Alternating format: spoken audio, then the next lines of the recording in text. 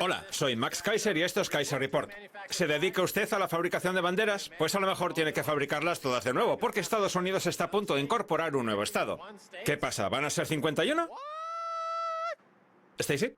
Max, una forma de recuperar la grandeza de Estados Unidos es que el número de estados que conforman el país también se haga más grande. Un ferviente defensor de la adhesión como estado se hace con el gobierno de Puerto Rico. El pasado martes, un ferviente defensor de la adhesión como estado por parte de Puerto Rico fue elegido nuevo gobernador de la isla, tras haber prometido durante la campaña convertir a este territorio estadounidense en dificultades económicas en el 51º estado de Estados Unidos durante su mandato. La noticia había pasado totalmente desapercibida con la sorprendente victoria de Trump en las elecciones en las que se ha impuesto al clan de los Clinton. El caso es que Ricardo Rossello, del Partido Nuevo Progresista, ha sido el vencedor de los comicios en Puerto Rico, convirtiéndose en el nuevo presidente. Y está dispuesto a hacer una campaña exigiendo que Puerto Rico deje de ser un estado libre asociado y se convierta en un estado de pleno derecho de Estados Unidos. Hasta su rival, perteneciente a un partido con larga tradición en la isla, reconoce que Puerto Rico, que lleva siendo un estado libre asociado desde 1952, no puede seguir siendo independiente. Señores puertorriqueños, hay espacio de sobra para ustedes en Estados Unidos. Lo de convertirse en el 51º estado es una gran idea. Puerto Rico puede aportar música excelente como la salsa con conocidos artistas como Tito Puente. Sería algo muy positivo para Estados Unidos, que necesita dejarse de tanta seriedad y añadirle un toque de salsa a la vida. El próximo paso será incorporar a México y Canadá, con sus Hoosiers y sus jugadores de hockey. Hace poco me enteré de que la palabra Hoosier, un insulto canadiense sinónimo de imbécil, proviene del hockey. Según la tradición, el equipo que pierde es el que tiene que quedarse después del partido regando la pista, y regar en inglés se dice hose. Por eso, cuando Trump quiera llamarle perdedor a un canadiense, puede emplear la palabra Hoosier. Volviendo a lo de Ricardo Rossello, después de lo que ha pasado, estamos en disposición de asegurarles que el año que viene van a ocurrir cosas muy interesantes en Estados Unidos, porque sus planes tienen mucho que ver con la IMCOB. La insurrección mundial contra la ocupación por parte de los banqueros. Eso es lo que no entienden los que se manifiestan estos días en Manhattan, porque son unos títeres en manos de Soros. Pero sí, Trump también forma parte de la insurrección mundial contra la ocupación por parte de los banqueros. Bueno, es un poco distinto. En este caso es más bien un si no puedes con tu enemigo, únete a él, porque recordemos que Puerto Rico mantiene una relación peculiar con Estados Unidos. Rossello ha declarado recientemente a The Associated Press que como gobernador elaborará una constitución para el estado, celebrará elecciones para escoger a 2 senadores y a 5 representantes en el Congreso y los enviará a Washington para exigir la adhesión como estado, la misma estrategia que utilizó Tennessee en el siglo XVIII para incorporarse a la Unión. Así pues, estamos hablando de una estrategia del siglo XVIII cuando Estados Unidos aún era grande. Mucha gente cree que el país puede volver a esa época. Puerto Rico va a elegir a un grupo de senadores y congresistas para presentarse ante las cámaras estadounidenses y exigir con voz alta y clara su inmediata adhesión como Estado. Déjame que haga una observación al respecto. En los últimos 30 años, desde que Reagan llegó al poder y desregularizó los mercados financieros, todo el mundo se ha obsesionado con eso de la financiarización, del apalancamiento y de Wall Street. Sin embargo, ahora, en el 2016, con Trump como presidente, la gente parece querer huir de la financiarización y volver a las materias primas, a la producción y a los salarios y empleos reales. Se están recuperando una serie de tácticas que se utilizan en Estados Unidos desde hace 100 o 200 años y que nos recuerdan las herramientas que tenemos a nuestro alcance, como la Constitución o la capacidad histórica de otros estados para adherirse a la Unión. Es, en cierto modo, una especie de regreso al futuro. Hay quien considera que Trump se parece a Biff, de Regreso al Futuro 2, y que se ha convertido en el magnate de casino que gobierna el mundo de forma escandalosa y despiadada. Sin embargo, también se le podría considerar una segunda versión de Thomas Jefferson, George Washington y los padres fundadores, que va a comprobar la vigencia de la Constitución y a gobernar el país según el mandato de la Carta Magna, limpiándolo todo, por supuesto, antes de marcharse. La victoria de Ricardo Rossello se debe a que los habitantes que aún viven en Puerto Rico quieren que su territorio se convierta en un estado de pleno derecho, con la esperanza de que esa adhesión ayude a mejorar la economía. Recordemos que este nuevo partido republicano es una incógnita, por lo que de momento tenemos un vacío de políticas. Ya se ha hecho con el voto de los blancos, pero claro, todo partido quiere aumentar su base de votantes. Y no nos olvidemos de que Florida está repleta de puertorriqueños que se han visto obligados a dejar la isla y que han tenido influencia en el resultado de las elecciones. A lo mejor con la adhesión, un acontecimiento que quedaría grabado para siempre en las páginas de la historia, consiguen recuperar la grandeza de la economía puertorriqueña. Así podrán tener también votos electorales en las próximas elecciones. Aunque seguramente no tendrían más que uno, pero bueno. Por cierto, ahora que Obama va a abandonar próximamente la Casa Blanca, conviene recordar que en los últimos años de su mandato, él solo ha indultado a más gente que los últimos presidentes juntos. A pesar de que en los primeros años su ritmo de indultos había sido mucho más bajo. Lo que esperan los puertorriqueños que les deje Obama como legado es el indulto a Óscar López Rivera, el Mandela de Puerto Rico, que fue encarcelado hace 35 años por participar en el intento fallido de independencia por parte de la isla y que a día de hoy permanece encerrado en una cárcel estadounidense. Por eso la gente espera que Obama lo indulte. Y lo mismo sucede con Leonard Peltier, activista por los derechos de los indios, que también merece ser indultado y salir de la cárcel.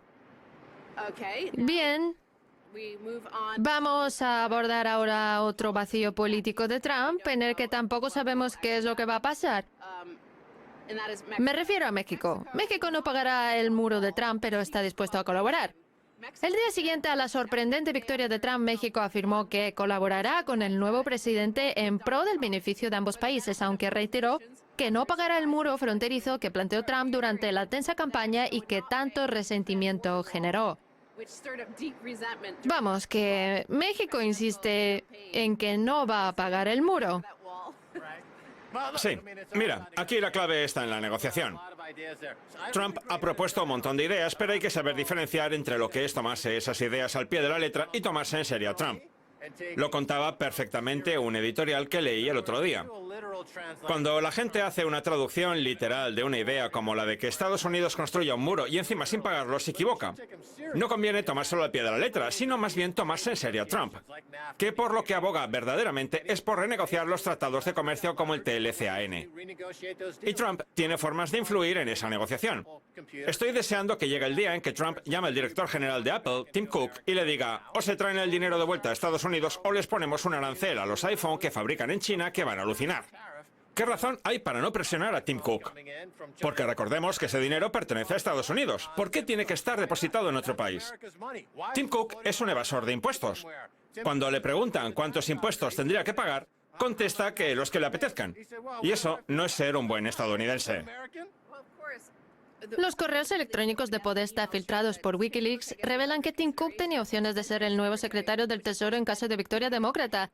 La verdad es que de haber sido así tendría que haber hecho lo mismo que Ken Paulson, que dijo que como iba a acceder a un cargo público tenía que vender los 25 millones de dólares en acciones de Goldman Sachs que tenía. Lo que pasa es que no pagó impuestos por ello. ¿Quién sabe los cientos o miles de millones que tendrá Tim Cook en acciones de Apple?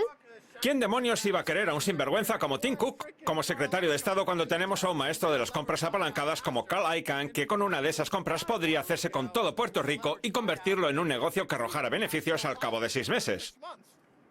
El caso es que la victoria de Trump ha provocado la mayor devaluación del peso desde la crisis del tequila, así como el inicio por parte de Cuba de una serie de ejercicios militares. Recordemos que el voto cubano, en el que Trump logró el 53% de los sufragios, es otra parte importante del voto latino. Aquí tenemos otra incógnita más sobre lo que piensa hacer Trump durante su mandato. La victoria de Trump podría afectar a la relación entre Estados Unidos y Cuba. Tras haber cosechado el 53% del voto cubano en Florida, el nuevo presidente puede verse obligado a actuar. La victoria electoral de Donald Trump sobre Hillary Clinton fue recibida con júbilo y entusiasmo en la pequeña Habana. Muchos estadounidenses de origen cubano consideran que con Trump como presidente puede volver la línea dura contra Cuba. Yo creo, sin embargo, que eso es muy difícil que se produzca, sobre todo ahora que ya se pueden comprar habanos en Estados Unidos, que JetBlue vuela a La Habana, que hay un montón de cruceros a la isla. Trump pertenece a la industria del turismo y los casinos. y la riqueza de su familia depende de cómo le vaya al sector. Así que no lo tengo nada claro. ¿Cómo lo ves tú? Insisto, hay que tomarse las cosas en serio, no al pie de la letra. Cuba es un hotel casino bonanza, así que no creo que Trump vaya a cerrar la puerta a hacer negocios con el país caribeño. Tratando, eso sí, de lograr un buen acuerdo para Estados Unidos, cosa que a mí me parece bien. Con la victoria de Trump, es como si tuviéramos a un agente de bolsa de presidente de los Estados Unidos. A mí, que he sido durante mucho tiempo agente de bolsa y gestor monetario en Wall Street, y que llevo 30 años en el mundo de las finanzas, ya sea inventando tecnologías financieras o analizando la situación económica en los medios, incluso teniendo mi propio programa en RT, la idea me entusiasma. No sé qué es lo que pasará con Cuba, porque por un lado tenemos a Marco Rubio, que es partidario de la línea dura contra el país caribeño y que tiene un gran poder en el Senado, Cámara controlada por los republicanos. Pero por el otro, si los republicanos quieren recuperar la grandeza de Estados Unidos y mantenerse en el poder al menos 2 años, hasta las elecciones de mitad de legislatura, es difícil hacerlo quitándole a la gente algo que se le acaba de dar después de 60 años de bloqueo.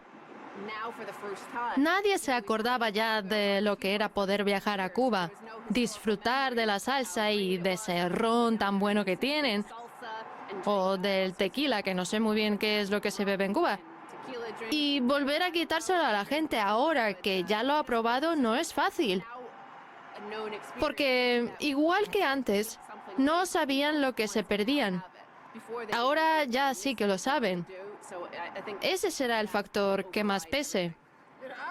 Hablando de todo un poco, Michael Mann hizo una versión cinematográfica de la serie Corrupción en Miami. Pues bien, hay una secuencia de la película en la que los protagonistas se montan en una potente lancha motora para ir desde Estados Unidos hasta Cuba, que es estupenda, una auténtica obra de arte. Solo quería decir eso. Antes de pasar a la segunda parte, recordemos que la entrevista que le hiciste a Kate Long y que vamos a ver a continuación fue antes de las elecciones, cuando los medios como la CNN, la MSNBC o la Fox se empeñaban en no entender las cosas, en señalar con el dedo y inculpar a los 55 millones de sinvergüenzas que posteriormente acabarían votando a Trump. Otro de los errores que cometieron fue dar voz a ese tal Andrew Sullivan, al que siguen invitando a pesar de haberse equivocado en innumerables ocasiones y que vaticinaba que en cuanto Trump llegase al poder, derogaría el programa Obamacare. Pues bien, analizando un poco más de cerca la realidad sobre ese asunto, hemos descubierto, gracias a un informe crediticio de Kroll, la empresa de nuestro amigo Chris Wallen, que el programa Obamacare no se va a derogar, porque la obstrucción del Senado lo hace imposible. No en vano, los demócratas pueden rechazar su derogación, aunque no impedir una reducción de los fondos destinados al programa. Así pues, que la gente no se equivoque, que ese cambio radical que tanto se temía no va a ser tal, porque sigue habiendo separación de poderes, con un procedimiento que hay que respetar. No tenemos un sistema que pueda ser... Se llama Constitución. Eso es. Y Trump va a comprobar su vigencia. Ya veremos si un hombre de la calle como él logra recuperar la grandeza de Estados Unidos. No se pierdan la segunda parte. Quédense con nosotros.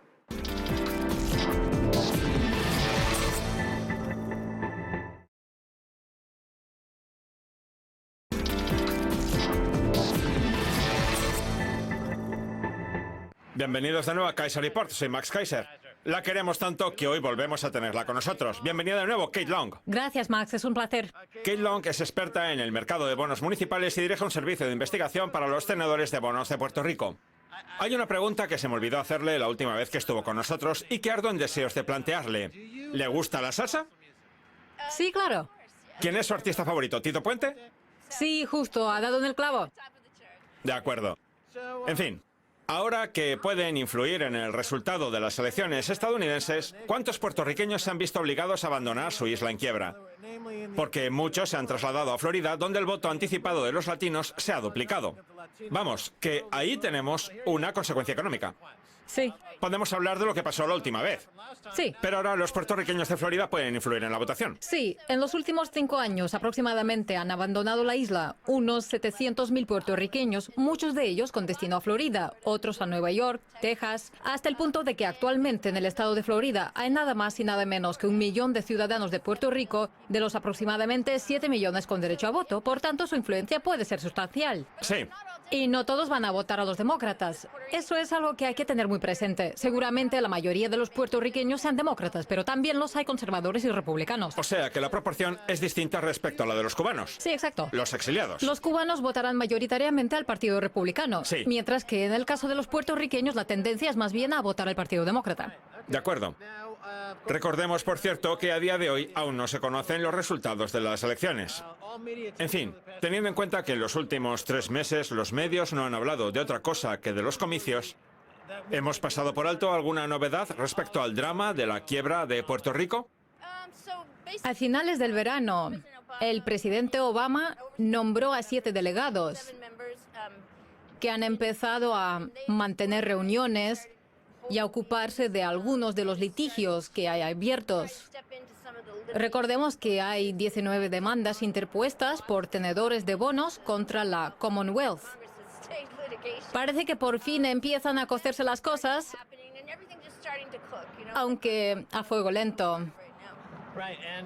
Ya hemos contado otras veces que hay muchos ultraliberales y anarcocapitalistas de Estados Unidos que se han aprovechado de las ventajas fiscales de Puerto Rico y también de sus playas, ¿por qué no decirlo? ¿Qué influencia están teniendo? ¿Cuál es la tendencia actual? Bueno, en Puerto Rico hay muy pocos estadounidenses, pero esos pocos estadounidenses tienen un patrimonio muy elevado. Puerto Rico tiene un régimen fiscal que permite no tener que pagar el impuesto sobre la renta, además de estar exento del impuesto federal. Es increíble. Esas grandes fortunas Sí. se trasladan a Puerto Rico para no tener que pagar impuestos. Cierto. En un territorio que casi podría considerarse una colonia de Estados Unidos y que se está yendo a la quiebra tras verse obligado a pagar intereses por una serie de bonos que fueron vendidos de forma relativamente fraudulenta por las mismas grandes fortunas de Wall Street que se benefician de esos privilegios fiscales.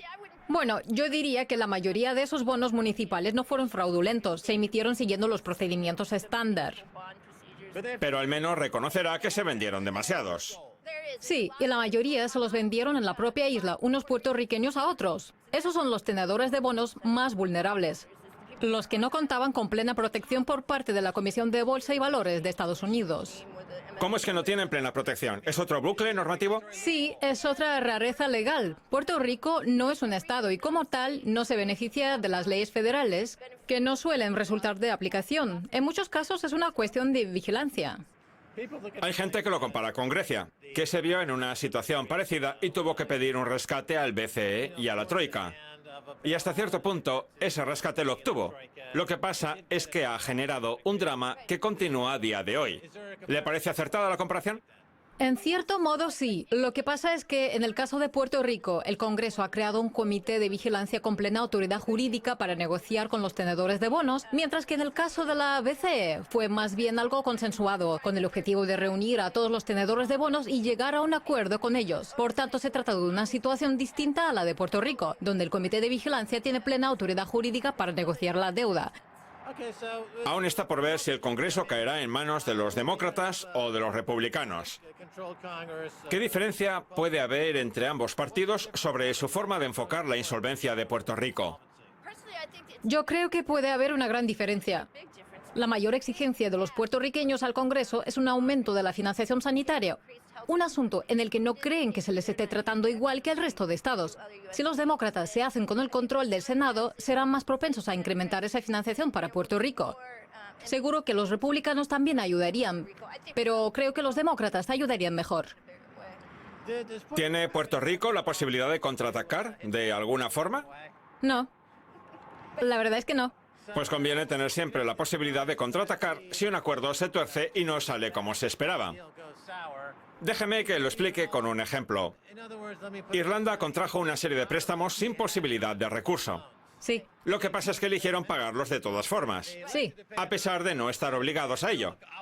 sí. En cambio, en el caso de Puerto Rico se trata de unos bonos que llevan aparejadas unas estrictas obligaciones. Mire, la deuda puertorriqueña puede dividirse en 19 subtipos de deuda. Algunos bonos cuentan con una fuerte protección legal por parte de las leyes federales, otros no, y eso ha hecho que actualmente coticen en niveles muy bajos, algunos en 10 centavos, otros en 75. Algunos conseguirán que se les pague la integridad de la deuda, otros sufrirán importantes pérdidas. Ya que su equipo se dedica a investigar sobre esos bonos, me gustaría preguntarle si alguno de ellos tiene la calificación de compra recomendada. Bueno, estos bonos no están indicados para aquellos que quieran tener una cartera segura, porque conllevan un alto riesgo. Supongo que ahora serán considerados bonos basura, ¿no? Sí, ¿Qué calificación tienen? ¿Quizá una triple C más?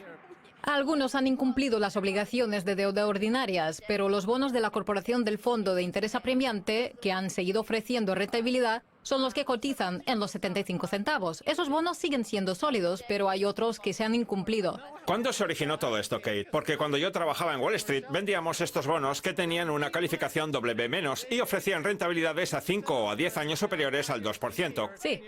¿Cuándo se empezó a torcer todo? Yo ya escribí en el 2012 que esa deuda se incumpliría y los mercados se me echaron encima. Cuando dice que los mercados se le echaron encima, se refiere a personas como el director general de Enron, que despidió a su analista Sí. por vaticinar que la empresa iría a la quiebra. Sí. ¿A eso se refiere? Sí, me llamaron las agencias de calificación y me dijeron que cómo podía tener una visión así, aunque al final se ha demostrado que tenía razón y que mi pronóstico era correcto. La gente debería fijarse en lo que sucede en otros estados como Illinois, que también está hasta arriba de deuda y que tiene una gran cantidad de pasivos de pensiones no financiados. Illinois todavía no puede declararse en bancarrota, aunque con un poco de ayuda del Congreso sí que podría. Dejando de lado lo de Illinois y centrándonos fundamentalmente en Puerto Rico, ¿qué exposición tiene Estados Unidos a la economía puertorriqueña? Porque cuando pasó lo de Grecia, se temía que generara incumplimientos en otros países de la zona. ¿Qué exposición tiene Estados Unidos a Puerto Rico? Muy poca. La deuda total de Puerto Rico asciende a unos 70.000 millones de dólares. Cuando el mercado municipal de bonos de todo Estados Unidos mueve unos 3 billones. Por tanto, la proporción que representa respecto al mercado de deuda estadounidense es mínima. ¿A usted qué le parece? ¿Van a poder arreglar la situación o todo acabará fatal? El comité que nombró Obama incluye al juez de quiebras que supervisó los casos de Enron y WorldCom. El comité está formado por una serie de miembros de renombre con amplia experiencia que están intentando solucionar paso a paso este desastre y que seguramente para el mes de marzo ya hayan llegado a un acuerdo con los tenedores de bonos. Lo más complicado de todo es qué hacer con las pensiones inactivos.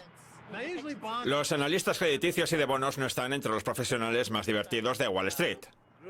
No, somos bastante aburridos. De acuerdo. Pues asumiendo que su profesión es aburrida, ¿es esto lo más entretenido con lo que se pueden encontrar?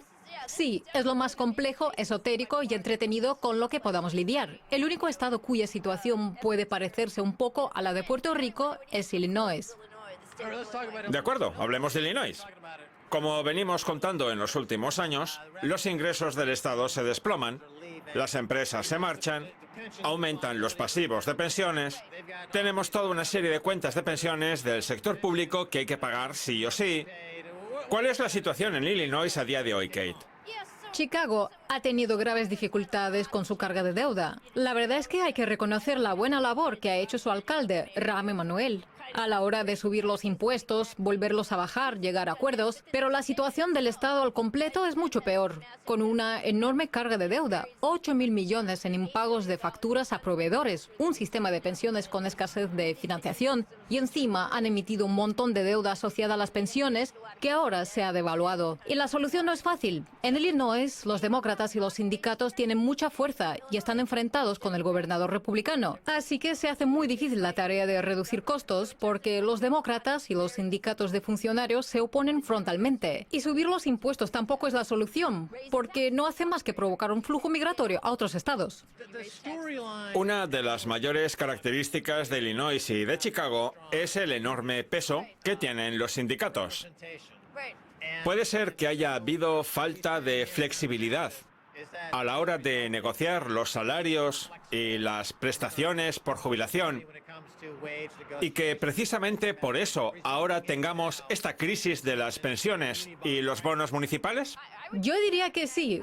Creo que, aunque no sea el término más académico, puede decirse que existe una relación entre los problemas de las pensiones, los problemas de la deuda y los sindicatos de funcionarios, cuyo mayor defecto suele ser el apoyo que les brindan a los políticos que controlan la financiación, lo que se traduce en unas autoridades que desarrollan un considerable grado de empatía hacia los sindicatos. Es curioso porque cuando empezaron a poner los cimientos del edificio que están construyendo detrás de nosotros se toparon con el cuerpo de Jimmy Hoffa. No sé si lo habrá visto en las noticias. No, ¿lo dice en serio? Ahí tiene la exclusiva. Que no, que me lo estoy inventando. Sí. En fin, una última pregunta. Ambos candidatos han anunciado una enorme inversión en infraestructuras. Clinton la financiaría con una subida de impuestos y Trump derogando los programas belicistas de Hillary en Oriente Medio, Sí. con lo que se ahorraría $6 billones.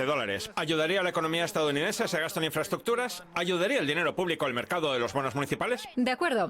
Ambos candidatos han propuesto una enorme inversión en infraestructuras. De momento parece que ninguno tiene pensado recurrir al mercado tradicional de los bonos municipales, salvo que quieran hacerlo mediante los llamados bonos para la construcción estadounidense, que sí que están sujetos a impuestos, no como los demás. ¿Bonos de guerra? Sí, algo así. Son como bonos de guerra, ¿no? Sí, lo que propone Trump es aprobar nuevas deducciones fiscales para que pueda haber un mayor influjo de fondos privados en el mercado de los bonos municipales. No creo, pues, que el mercado vaya a experimentar un gran auge. ¿La deuda estadounidense sigue siendo AAA o la han rebajado? Para la mayoría de las agencias, sí. Para Standard & Poor's es doble a menos. De acuerdo. ¿Se mantendrá así? Sí, salvo que la economía se caiga por el precipicio. De acuerdo. Kate Long, gracias por haber estado en el programa. Gracias a usted, Max. Muy bien, esto es todo por hoy en Kaiser Report. Somos Max Kaiser y Stacey Herbert. Quiero dar las gracias a nuestra invitada Kate Long. Si quieren contactar con nosotros, escríbanos en Twitter, Kaiser Report. Hasta la próxima. Adiós.